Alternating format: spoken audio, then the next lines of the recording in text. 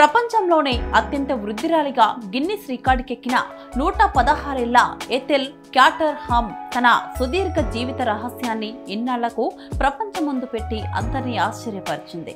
ఆమె ఇన్నాళ్లు ఆరోగ్యంగా బతకడానికి రహస్యం వ్యాయామమే, కఠినమైన ఆహార నియమాల్లో కాదని కుండబద్దలు కొట్టింది. మరి ఏంటనేది తెలిస్తే ప్రతి ఒక్కరూ షాక్ అవ్వాల్సిందే. ఆమె ఇన్నాళ్ళు ఇంత ఆరోగ్యంగా ప్రశాంతంగా బతకడానికి ఒకటే కారణమట. అది ఎవరితోనూ వాదించకుండా తన మనసుకు నచ్చిన పనులు చేసుకుంటూ ప్రశాంతంగా జీవించడమే. తన ఆరోగ్యానికి, దీర్ఘ ఆయువుకు మూలమని 116 ఏళ్ల ఎథెల్ క్యాటర్హామ్ తెలిపింది. నేను ఎవరితోనూ వాదించను, వాళ్ళు చెప్పేది వింటాను, కానీ నాకు నచ్చినట్టే చేస్తాను అని ఆమె అసోసియేటెడ్ ప్రెస్కు ఇచ్చిన ఇంటర్వ్యూలో నవ్వుతూ చెప్పింది. అలా అని ఆమె జీవితం అంతా సాఫీగా సాగలేదు. 100 ఏళ్లకు పైగా జీవించిన ఎథెల్ జీవితంలో ఎన్నో ఒడిదుడుకులు అందుకున్నారు. ఎథెల్ జీవితం ఎన్నో సాహసాలతో, మలుపులతో నిండి ఉంది.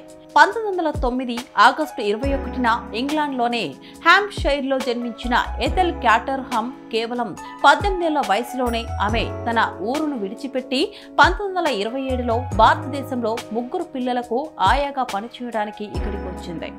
ఆ రోజుల్లో ఒక మహిళ ఒంటరిగా ఇంత దూరం ప్రయాణించడం చాలా అరుదు. ఆ తర్వాత ఆమె బ్రిటిష్ ఆర్మీ మేజర్ నార్మన్ క్యాటర్హామ్ను వివాహం చేసుకుని హాంకాంగ్, జిబ్రాల్టర్లో ఉంది. అక్కడ స్థానిక పిల్లలకు ఇంగ్లీష్, ఇతర కళలు నేర్పించేందుకు ఒక నర్సరీ కూడా నడిపించింది.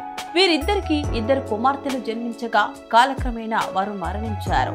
1976లో భర్త కూడా కన్నుమూశారు. ప్రస్తుతం ఆమెకు 3 మనవళ్లు, 5 మునిమనవళ్లు ఉన్నారు. అయితే కావలసినప్పుడు ప్రశాంతంగా ఉండటం, గందరగోళంలోనూ నిబ్బరంగా వ్యవహరించడం వల్ల ఒత్తిడి తగ్గి ఆయుష్ పెరుగుతుందని ఆమె నమ్ముతున్నారు.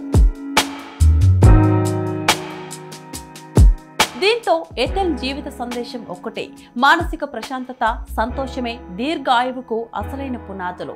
ఈ ఏడాది ఆరంభంలో గిన్నిస్ వరల్డ్ రికార్డ్ అధికారికంగా ప్రపంచంలోనే జీవించి ఉన్న అత్యంత వృద్ధిరాలిగా ఆమెను గుర్తించింది. బ్రెజిల్కు చెందిన రికార్డు హోల్డర్ ఇనా కనబరో మరణం తర్వాత ఈ గౌరవం ఆమెకు దక్కింది.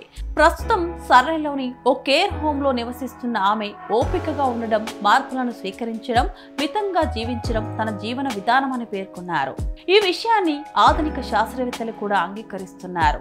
దీర్ఘకాలిక ఒత్తిడి, గుండె జబ్బులు, మధుమేహం వంటి వ్యాధులకు దారితీస్తుందని 2021లో యెల్ యూనివర్సిటీ అధ్యయనం తేల్చింది.